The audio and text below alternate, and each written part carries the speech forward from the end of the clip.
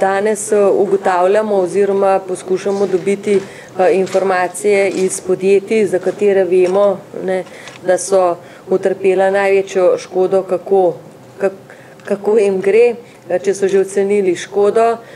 Mi bomo te informacije do četrtka zbrali. Danes smo se pri predsedniku vlade dogovorili, da je v četrtek vlada obravnava eno celovito informacijo, ki bo vključevala tudi približno, saj v 2 dneh ne more kaj drugega biti, ampak eno približno oceno škode, in na tej podlagi seveda ne bomo se potem odločali o tem, kakšne oblike pomoči, če jo bojo seveda ne potrebovali, jim lahko zagotovimo. Imate nekaj preliminarne ocene, koliko je škode?